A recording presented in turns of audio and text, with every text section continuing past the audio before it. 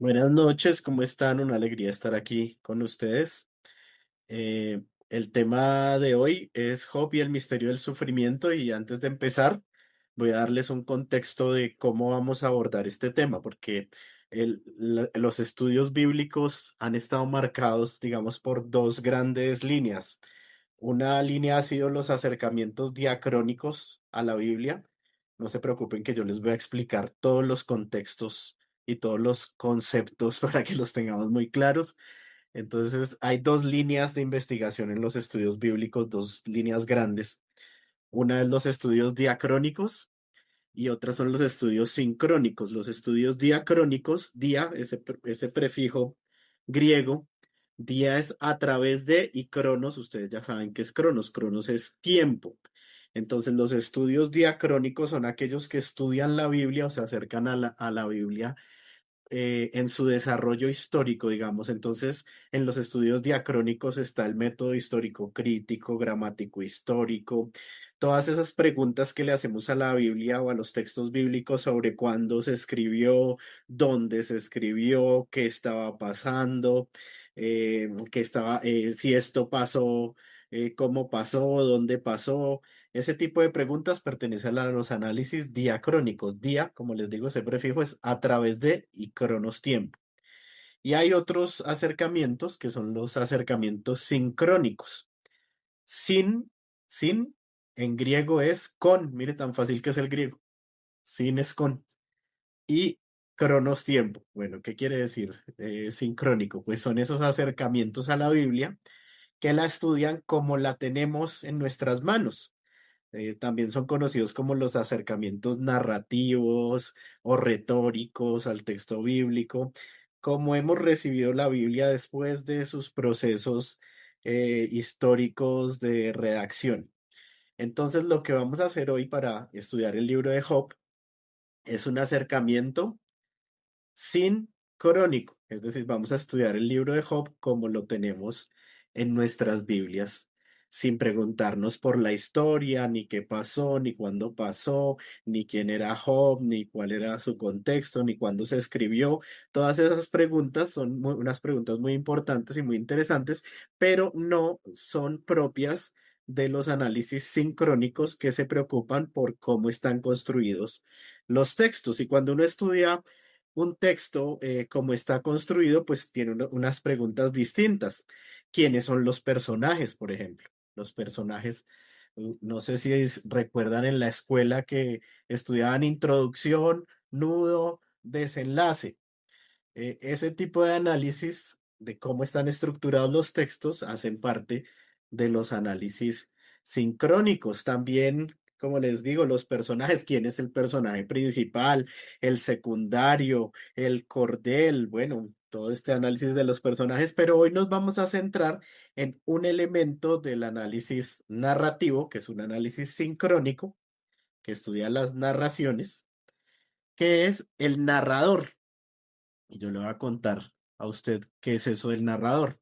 Entonces, en realidad, esta conferencia tiene un título más complejo, pero si le poníamos este título no nos cabía en la publicidad. Entonces, el título de esta clase es El narrador omnisciente. Yo ya le voy a explicar todo esto, no se asuste. El narrador omnisciente y la barrera contra las explicaciones rápidas del sufrimiento. ¿Listo? Si uno mira el título ya tiene dos afirmaciones narrativas, o dos conceptos que tenemos que descubrir, que no conocemos. La primera es el narrador omnisciente. ¿Qué es eso? ¿Eso cómo se explica? ¿Qué es? Usted me tiene que explicar, profesor Sergio, qué es el narrador omnisciente.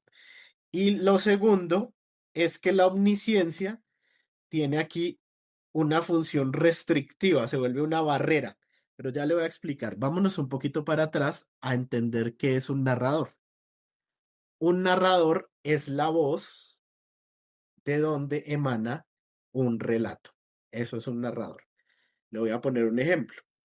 Usted lee en los evangelios y Jesús estaba caminando con los discípulos y se encontró con un mudo endemoniado.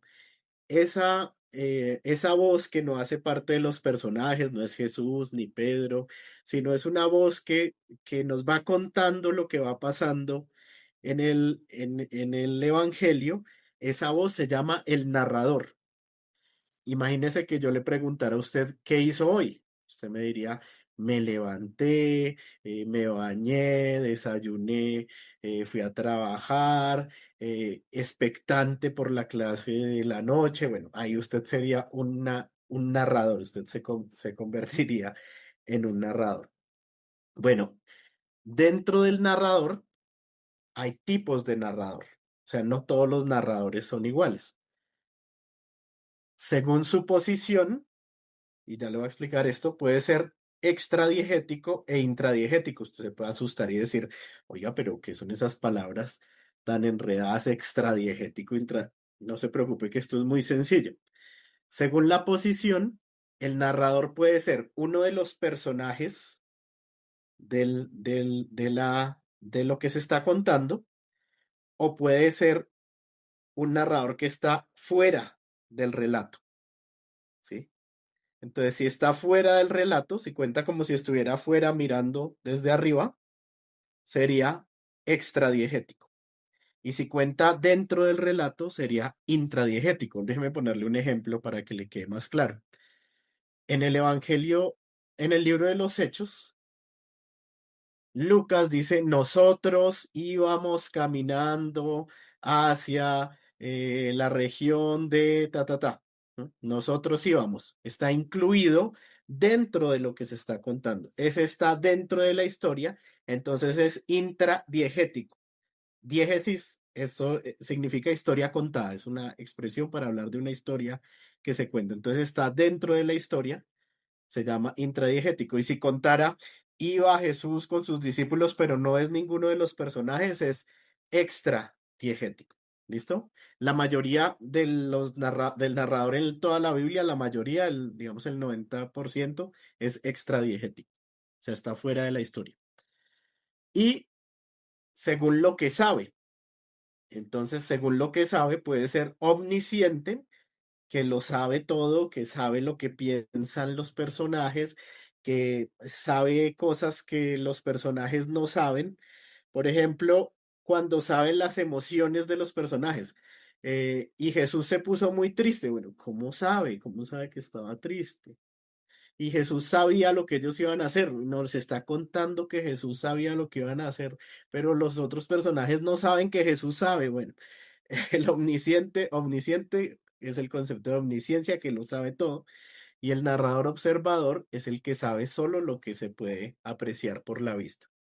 Entonces ustedes pueden ver que yo aquí estoy dando una clase, estoy moviendo las manos, hay una diapositiva verde, pero no saben lo que estoy pensando.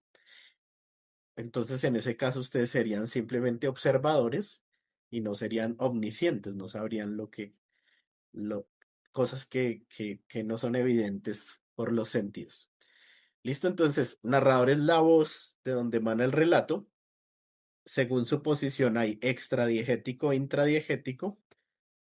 Y según lo que sabe, puede ser observador o puede ser omnisciente. Como les digo, la mayoría de los textos bíblicos, en la mayoría, el narrador es extradiegético, o sea, está externo a la historia, y es omnisciente. ¿Listo? Esto es importante tenerlo en cuenta para lo que vamos a ver a continuación. Porque si el narrador nos va a ir contando cosas, nos va a ir ayudando a entender el texto, y vamos a hacer un análisis del narrador en el capítulo 1 del libro de Job. ¿Y qué funciones va a cumplir este narrador? Primero,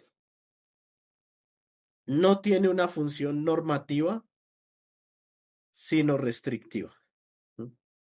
Entonces, este narrador no es solamente que sabe muchas cosas, el omnisciente, o sea, el que lo sabe todo, sino que nos va a dar el sentido del relato, nos va a decir qué debemos saber y qué no debemos saber. Miren, controla el acceso al sentido del relato.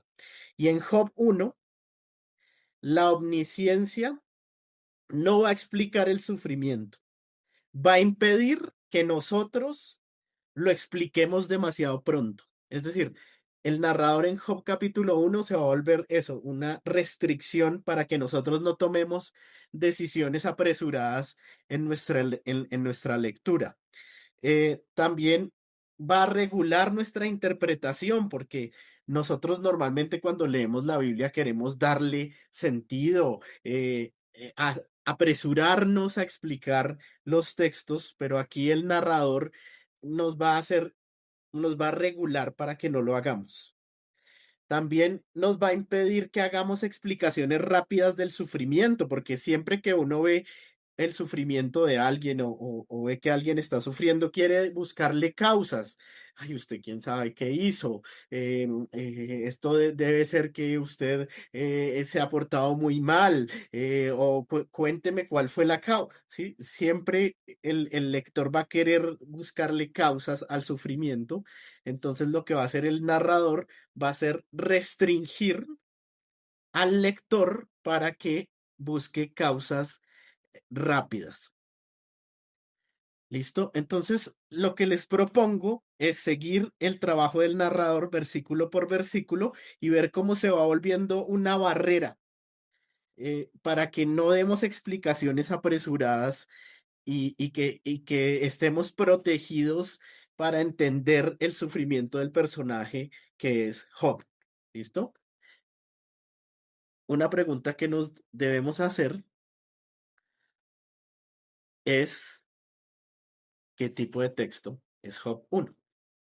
Antes de entrar a analizarlo, y esto suele omitirse, es necesario responder a la pregunta ¿qué tipo de texto es Job 1? Porque de eso depende todo lo que vamos a decir después. Digamos que no es. Job 1 no explica el sufrimiento. Eso significa que en el capítulo no vamos a responder, ay, ¿por qué las personas sufren? No, este capítulo no le va a decir a usted por qué las personas sufren. Ay, ¿cuál es la causa del sufrimiento? Tampoco le va a decir el capítulo 1 cuál es la causa del sufrimiento. Entonces, no es para eso. No vamos a estudiar en Job 1, capítulo 1, la causa del sufrimiento. No es una teodicea, mire, otra palabra que vamos a aprender hoy. Ya aprendimos extradiegético, intradiegético, sincrónico, diacrónico. Otra palabra que vamos a aprender hoy es teodicea. ¿Qué es una teodicea? No es un intento de defender a Dios, no es un intento de justificar el mal. Es decir, Job 1 no defiende a Dios, tampoco es que ataque a Dios, no va a decirnos si es justo, injusto, no, el narrador no va a tomar partido aquí en este texto. Y tampoco es un tratado filosófico, es decir, no nos va a dar razón de conceptos como la justicia, el mal, la libertad, que sí es. Desde la perspectiva narrativa, pues es una pieza narrativa construida para formarnos como lectores. Y esto es muy importante. Vamos a formarnos leyendo el capítulo 1 como lectores del libro de Job. Es decir, después de usted haber participado en esta clase esta noche, usted va a salir formado como lector del libro de Job y va a poder acercarse a leer los siguientes capítulos. Entonces, no nos vamos a preguntar cuando hagamos nuestro análisis, ¿qué me enseña este texto? No, esto es una pregunta hermenéutica, es una pregunta pastoral. ¿Cuándo se escribió? No, no, eso es una pregunta diacrónica. ¿Dónde se escribió? No, no, la pregunta es, ¿cómo está construido el texto? ¿Y qué hace el texto conmigo como lector? ¿Qué hace el texto conmigo como lector? ¿Qué hace el texto con quien lo lee? Job 1 hace algo muy concreto y como les digo es desactivar, restringir lecturas antes de que las hagamos. Entonces, este capítulo no es un prólogo decorativo del libro, sino que nos va a decir cómo debe leerse el libro de Job. Y el narrador sabe exactamente cómo guiarnos y esto es clave. ¿Mm? Entonces, claro, nosotros llegamos a todos los textos con hábitos interpretativos, el narrador lo sabe. Y cuando alguien sufre, como les decía hace un momento, buscamos causas. Pero aquí está el principio básico del análisis narrativo y es el narrador no es neutral, el narrador toma partido por nosotros como lectores para que no leamos de manera errónea el texto. Entonces, Job capítulo 1 no va a responder, oiga, pero ¿por qué sufre el justo? Hace algo más profundo, porque nos dice esa pregunta de por qué sufre el justo, es una pregunta que ya está mal planteada, ¿no? Y no hay que empezar por el sufrimiento, sino por bloquear interpretaciones sobre el sufrimiento. Y eso es lo que va a hacer el capítulo 1. Entonces vamos a entrar al libro de Job. Usted lo puede buscar en su Biblia o lo puede ver aquí en la pantalla. Este es uno de los versículos más decisivos de toda la Biblia hebrea por lo que hace con el lector. Dice, había en la tierra de Uz un varón llamado Job, y era aquel varón íntegro, recto, temeroso de Dios y apartado del mal. A primera vista uno diría, es una explicación sencilla, pero narrativamente esto es una cláusula interpretativa. Miren, en el análisis narrativo, el primer enunciado que describe un personaje, cuando proviene del narrador, no es solo un dato. El narrador no nos está ofreciendo un dato, está fijando un marco sobre este personaje. Esto es crucial. Job no es Job hablando. Miren, que ese texto no es Job hablando. No es un testimonio acerca de Job. No es una autojustificación. ¿Sí? Quien afirma antes de que pase cualquier cosa quién es Job es el narrador. Y nos dice, es íntegro, recto, temeroso de Dios y apartado del mal. En hebreo, la acumulación de términos, sí, podría decir solo íntegro, o podría decir solo recto, o podría decir solo apartado del mal. Esta acumulación de términos nos está cerrando posibilidades interpretativas. Está diciendo, en este personaje no hay una grieta moral por la que usted pueda entrar. Cualquier intento de leer el sufrimiento de Job diciendo que él no era íntegro, que él no era recto, que él no era temeroso de Dios, que él andaba en cosas malas, ya queda narrativamente inválido porque el narrador me dijo que él era íntegro, recto, temeroso de Dios y apartado del mal. No deja que el lector llegue solo a esa conclusión, sino que se la impone. Y esto pasa en muchos textos bíblicos, ya nos marca una manera de ver el texto, de leer el texto. Cuando dice en Génesis capítulo 3, la serpiente era astuta, yo ya tengo en mi cabeza que tengo que buscarle la astucia a la serpiente, no es una serpiente cualquiera, sino una serpiente astuta. Aquí pasa lo mismo.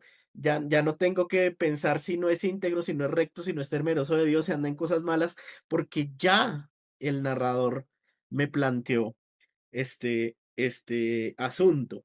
Es decir, hicimos un contrato de lectura, se llama esto en el análisis narrativo, un contrato, un acuerdo con el narrador, donde yo como lector asumo que Job es íntegro, recto, temeroso de Dios y apartado del mal. Yo ya quedé comprometido con esa información. Y yo sé algo que Job no sabe, mire, yo sé algo que Job no sabe, yo sé algo que no saben los amigos de Job, yo sé algo que solo el narrador me contó a mí. Me dijo que Job era íntegro, recto, temeroso de Dios y apartado del mal. Esto en estudios de narrativa se llama la simetría del conocimiento. Hay unos que saben más y otros que saben menos. ¿Y qué me exige esto? Responsabilidad interpretativa. Responsabilidad interpretativa. Como les digo, yo ya no puedo decir Job hizo algo, tal vez hay un pecado oculto, seguro algo provocó esto. No, no porque esas ideas no existan en la teología, no porque esas ideas no existan en el mundo religioso, sino porque el narrador ya dijo, eso no es el problema. Ese no es el problema. Entonces usted como lector ya no puede decir eso. Lo está protegiendo el narrador de usted mismo como lector.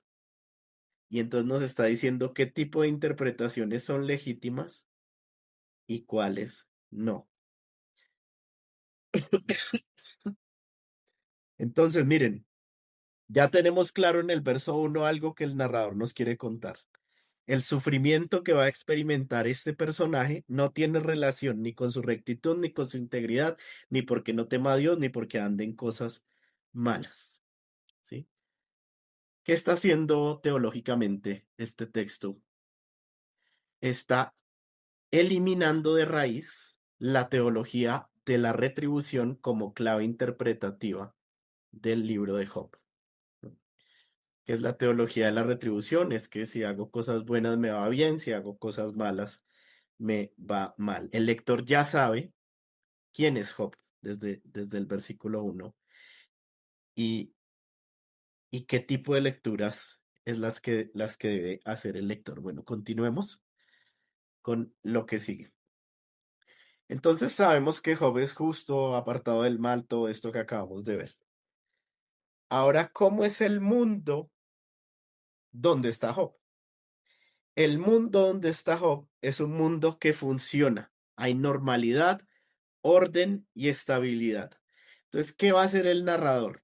Es decir, la voz de la que emana el relato. Nos va a construir el mundo y nos va a decir, este es un mundo que no está roto, es un mundo estable. Eh, Job es inocente, ¿sí? Primero en el primer versículo, y ahora nos muestra que tiene una vida que funciona. Tiene 7 hijos, 3 hijas, 7.000 ovejas, 3.000 camellos, 15 yuntas de bueyes, muchísimos criados. Es el varón más grande de todos los orientales. Entonces, esto no es una descripción ornamental, como un adorno. ¿No? No está ahí para que digamos, ay, cómo era de bendecido Job, sino que narrativamente nos construye una estabilidad, un mundo estable. Los números que aparecen aquí no son al azar, 7 y 3, 10, bueno, ustedes saben, 10, los 10 mandamientos, esto tiene que ver con orden, estabilidad. Y antes de que ocurra una ruptura, nos está construyendo, digamos, un escenario, familia, trabajo, reconocimiento social. Aquí nada está roto, aquí todo está bien, todo está tranquilo. Y esto importa mucho porque uno podría decir, no, es que él era mal papá.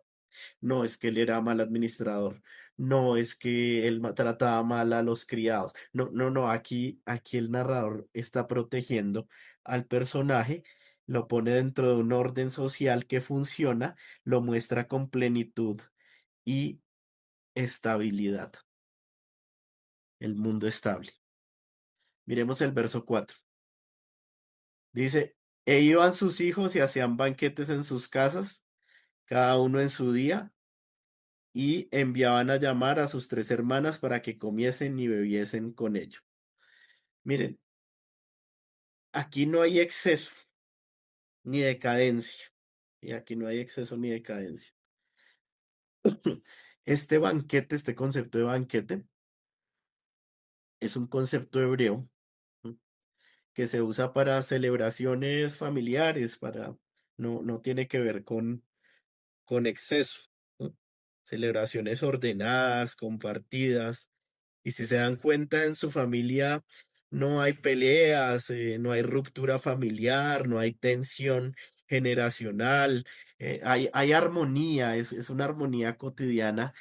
Y, y ahí, en ese contexto, en ese mundo que funciona, es donde debemos ver este texto. Este texto muchas veces decimos, no, mire que ahora sí sus hijos andaban en banquetes, pero el concepto hebreo es un banquete familiar de gozo, de encuentro.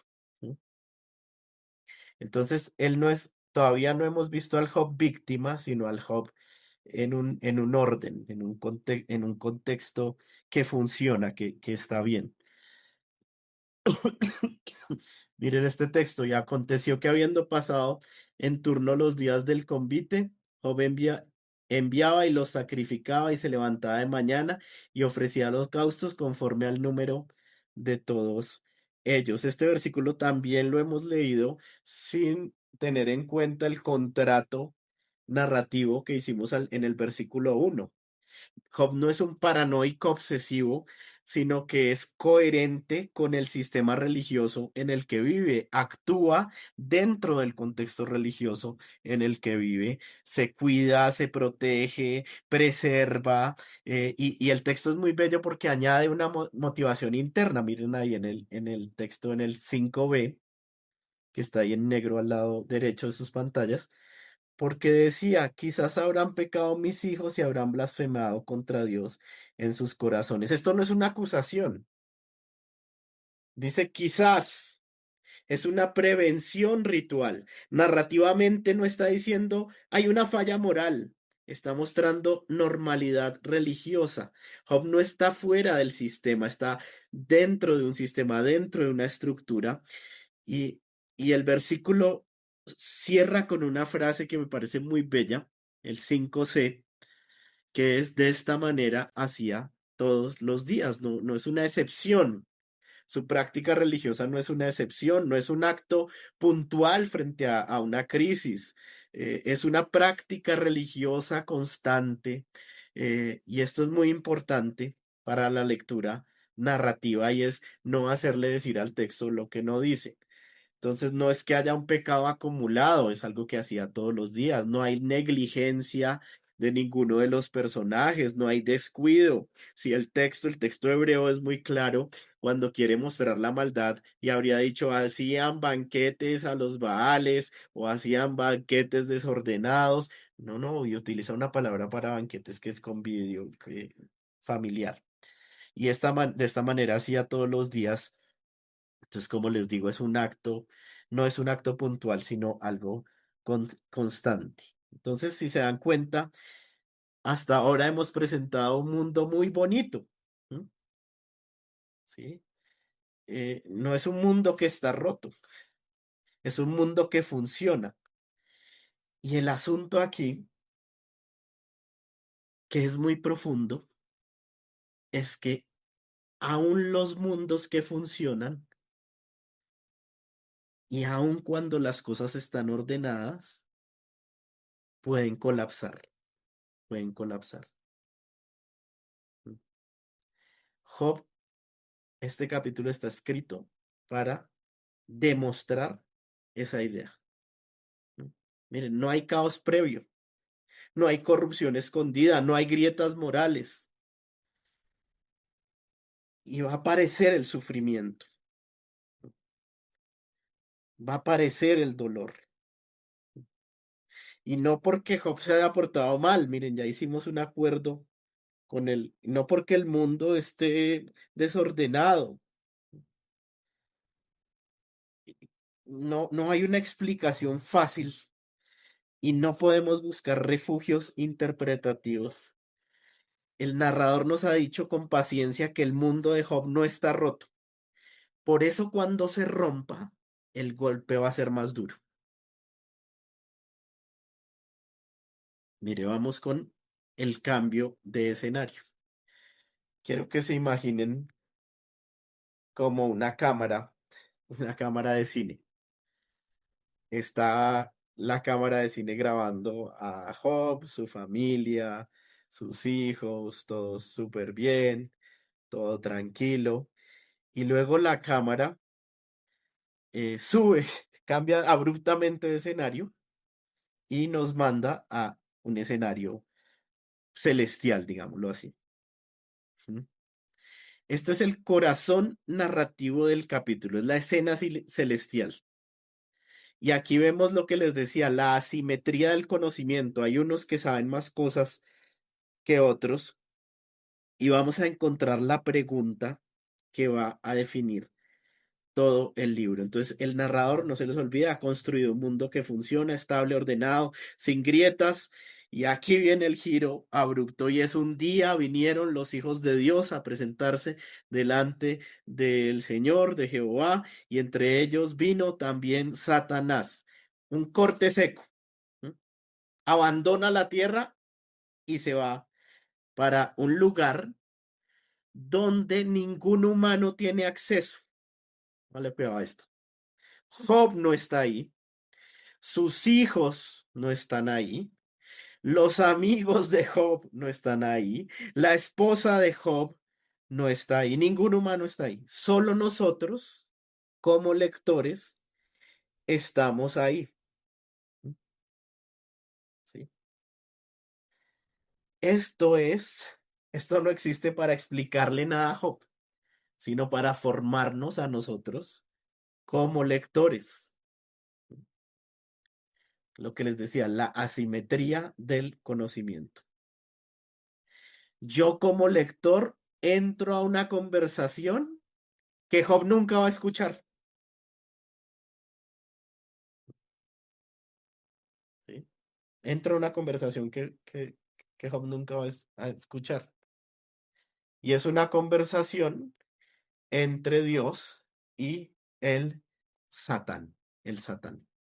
El Satán, traducido del hebreo al español, el Hasatán, es el acusador, el fiscal. El fiscal va a actuar como un acusador, como un fiscal. Y entonces Dios inicia el diálogo con una afirmación que todos ya conocemos.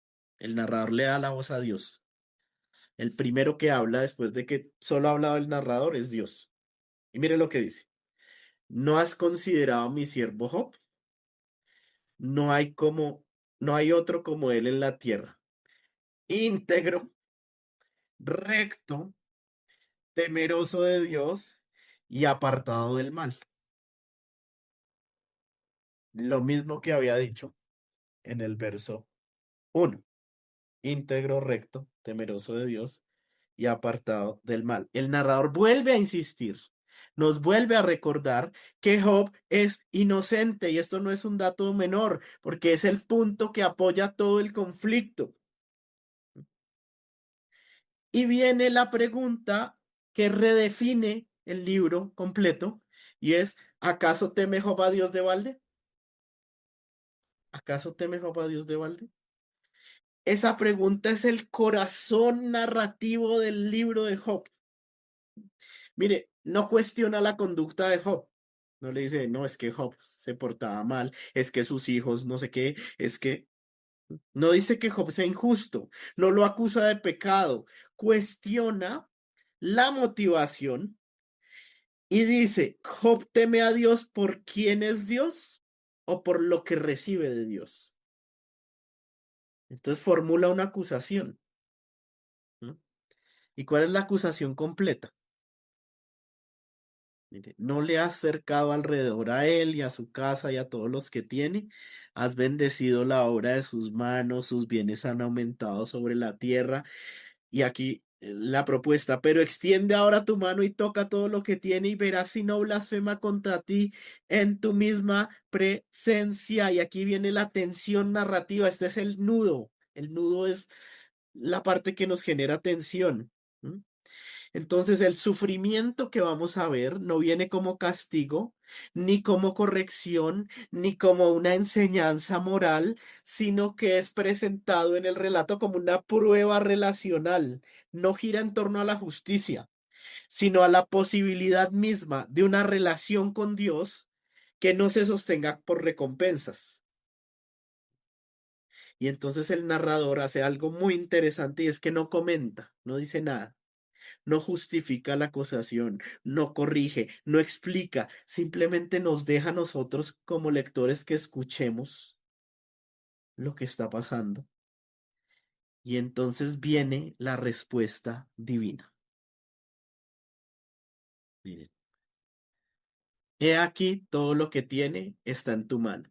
Solamente no pongas tu mano sobre él.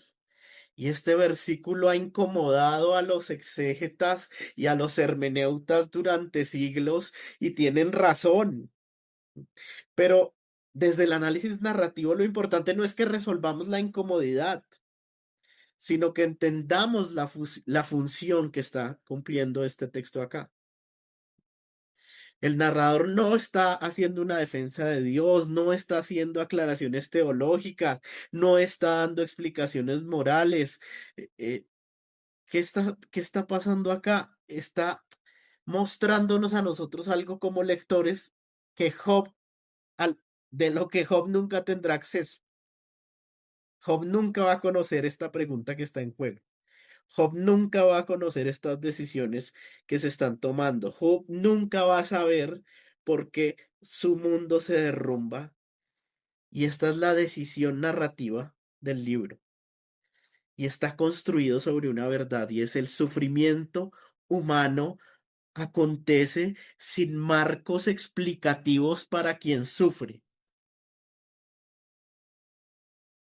Muchas veces el sufrimiento humano acontece sin marcos explicativos para quien sufre y el narrador quiere que lo sepamos. Aquí el lector no puede decir, ay, si yo supiera lo que Dios sabe, entendería, no, no, no, yo como lector sí sé, yo como lector sí sé lo que Dios sabe, el problema es que Job no sabe, Job no sabe las decisiones que se están tomando. ¿Mm? Entonces, esto no está inscrito en una lógica moral ni en una lógica pedagógica, como les digo, sino en un conflicto en el que Job no tiene ni idea. ¿Mm? Y a mí me gustaría gritarle, Job, mire, es que está pasando eso, pero yo no puedo hacer eso como lector. Yo tengo límites como lector.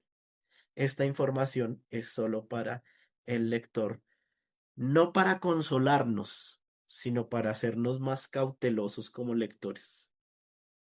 Luego termina la escena celestial, miren aquí, y salió el Satán delante de Jehová y el texto vuelve a la tierra de manera estrepitosa, vuelve a la tierra y empieza la catástrofe.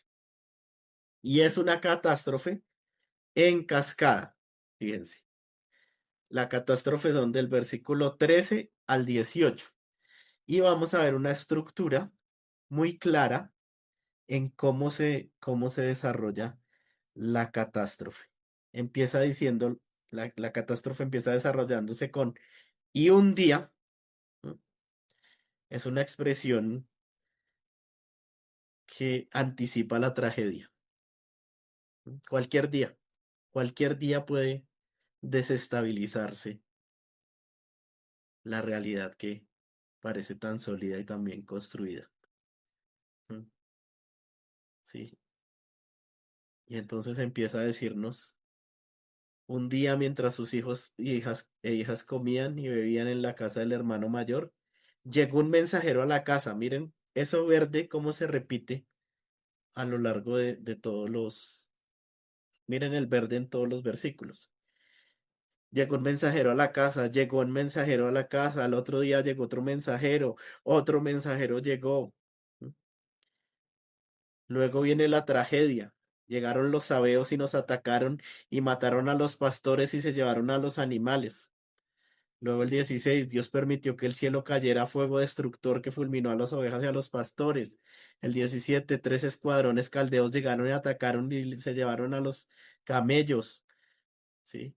El 18, tus hijos y hijas estaban comiendo y cuando el desierto llegó un tornado y azotó la casa y cayó sobre ellos y los mató. ¿No? Sí, empezamos a ver una estructura mensajero, perdida súbita, un único sobreviviente y una frase final idéntica que es la azul. Solo yo pude escapar de la noticia, solo yo pude escapar de la noticia. ¿No? ¿Qué hace esto narrativamente? Que como lector no pensemos, que nos sintamos como Job. Job no puede pensar, yo como lector tampoco, no hay espacio para preguntarnos por qué, porque cuando ya me quiero preguntar por qué viene otra tragedia, aparece el siguiente mensajero y me dice, fuego de Dios. Y entonces yo como lector digo, ay no, pero ¿cómo así que este fuego lo mandó Dios? Y estaba hablando y viene otro y otro golpe, el tercer golpe, los escuadrones que se llevan los camellos y ya estoy como tratando de encontrarle una explicación al tercer golpe y viene el cuarto golpe y los hijos y hijas se murieron como golpe final y el texto va escalando desde los bienes, los trabajadores, los hijos. ¿Mm? y quiebra cualquier marco interpretativo y el lector ya no está pensando en teología, sino que está en shock frente a la tragedia, saturado, no puede respirar de una noticia tras otra y frente al sufrimiento lo que solemos hacer es explicarlo y este texto otra vez nos frena frente a interpretaciones apresuradas. Y Job no pregunta, no protesta, no ora, no interpreta.